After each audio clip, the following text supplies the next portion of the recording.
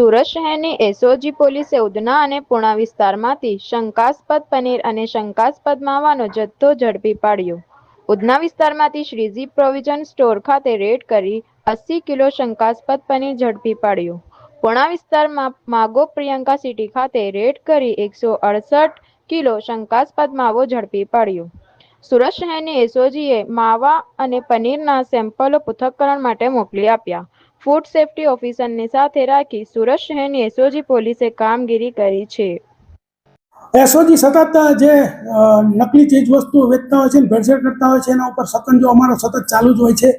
આજે ઉધનામાં Shriji provision સ્ટોરમાંથી 80 kilogram શંકાસ્પદ પનીર અને પુણા મગો પ્રિયંક સિટી ના રોડ ઉપર એક શંકાસ્પદ 168 કિલોગ્રામ માવાનો જથ્થો જે છે એ સીઝ કરવામાં આવેલો છે. એના નમૂના લઈ અને ફૂડ સેફ્ટી ઓફિસર ને લેબમાં મોકલી આપેલો છે. ત્યારબાદ એનો રિપોર્ટ આવતા જો એ લોકોનો ફેલ જશે તો એ લોકો ઉપર ગુનો દાખલ કરવામાં આવશે. નકલી પનીર શું હોય છે? નકલી જે પનીર છે એ મોટા ભાગે જે છે એનાલોગસ પનીર હોય છે. એનાલોગસ પનીર એવું પનીર કે જે પામ ઓઇલમાંથી બનાવવામાં આવે છે ને એની અંદર ગ્લેશિયલ એસિટિક એસિડ નાખીને ફાડીને બનાવવામાં આવે છે. એમાં કોઈ પણ પ્રોટીન હોતું નથી, એમાં કોઈ પણ સારું તત્વ હોતું નથી, માત્ર ને માત્ર નર્યું પામ ઓઇલ હોય છે. અને એ જ મોટા ભાગના કેટરિંગ સાથે જોડાયેલા, રેસ્ટોરન્ટ સાથે જોડાયેલા અને સ્ટ્રીટ ફૂડ વેન્ડરો બધા આ જ પનીર વાપરે છે. એટલે આપણને એને ઓરિજિનલ પનીર સમજીને ખાઈએ છીએ અને રોગ નોતરીએ છીએ. શું સૂચના હોય છે ઉપર જો આ પનીર વેચે તો? જો એનાલોગસ પનીર જે છે એ છૂટક વેચી શકાતું નથી.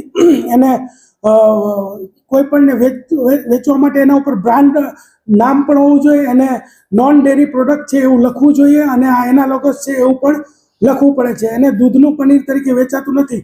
તદુપરાંત આ પનીર જેને વેચે છે એ લોકોએ એની વાનગી બનાવી હોય તો એની અંદર પણ લખવું પડે કે આ જે પનીર છે એનાલોગસ પનીરમાંથી બનાવેલી વાનગી છે, નહીં કે મિલ્ક પનીરની.